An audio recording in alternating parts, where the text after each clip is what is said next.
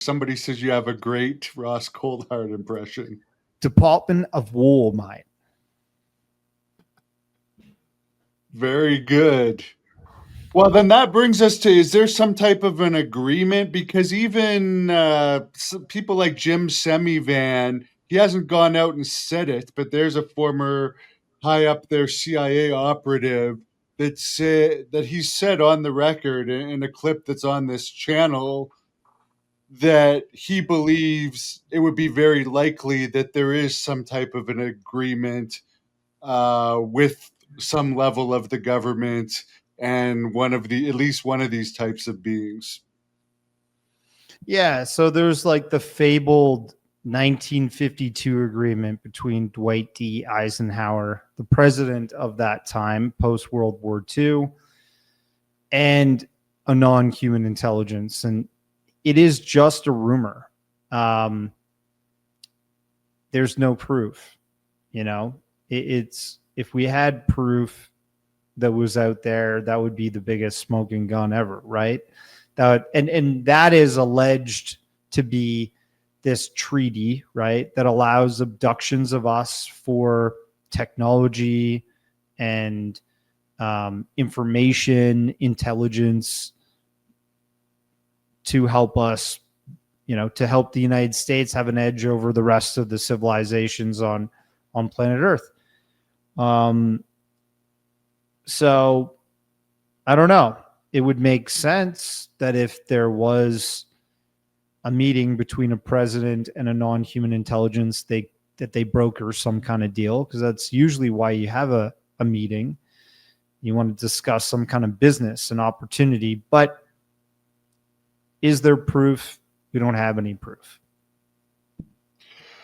Yeah, and I've heard Jim Semivan, speaking of him, as well as Barack Obama. Of course, Barack Obama said it in a joking way, but they both said the reason that these things are not talked about by the government is because they exercise strict control over us and they do not want us to talk about it. I mean, Barack was laughing about it, but Jim Semivan actually said the reason why they don't talk about it is because of that reason. Not He didn't say the strict control thing, but he did say they don't want us to talk about it.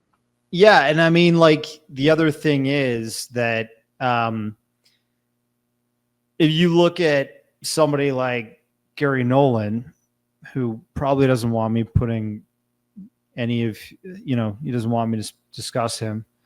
All respect due, but he has said in the past, like, if an extraterrestrial race that is highly advanced is here, by all accounts, they're so highly advanced, they're just way ahead of us. And if we're trying to like figure out them or communicate with them, it would be akin to, us walking into our front yard and picking up an ant and speaking to it, right? There wouldn't be much purpose in doing that. And so why would you make a deal with an ant? Like, you could gain something, I guess, but the deal would be heavily one-sided. For me, the real cases are men from different layers of security or intelligence, and they are dispatched to,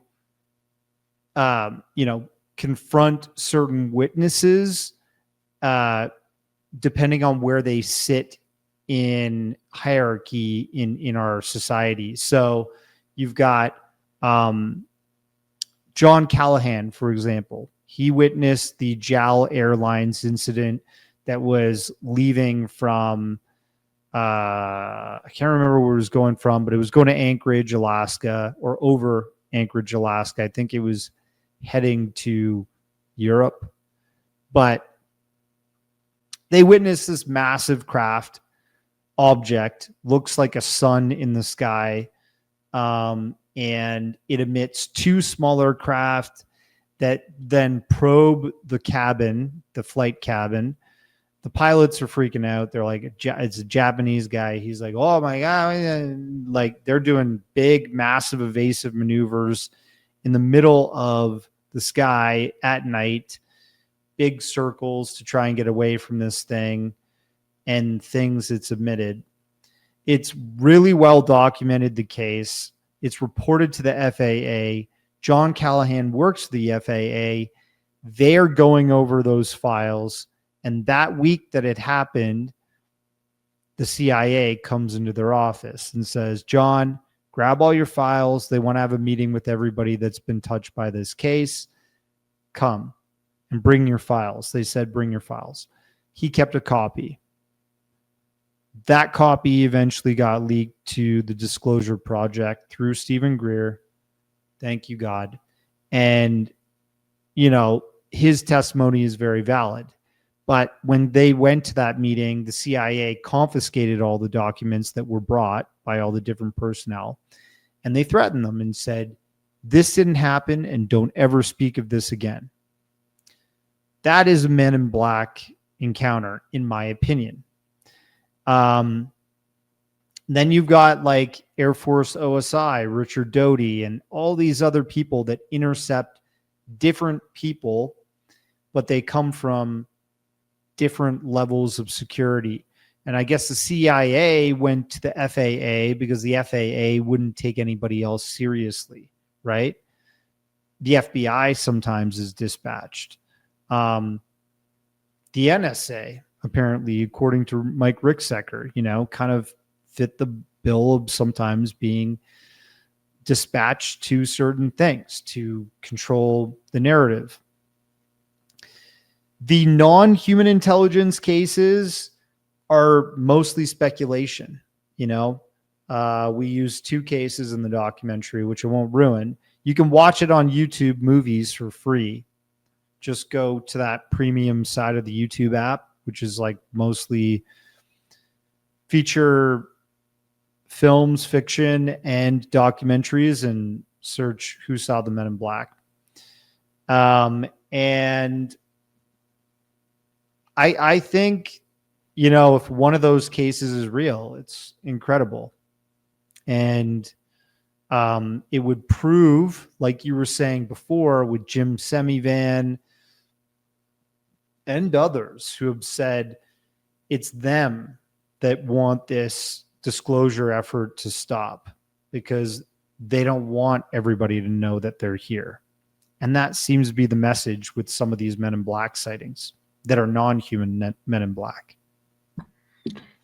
Very interesting. Well, I'm going to check that movie out.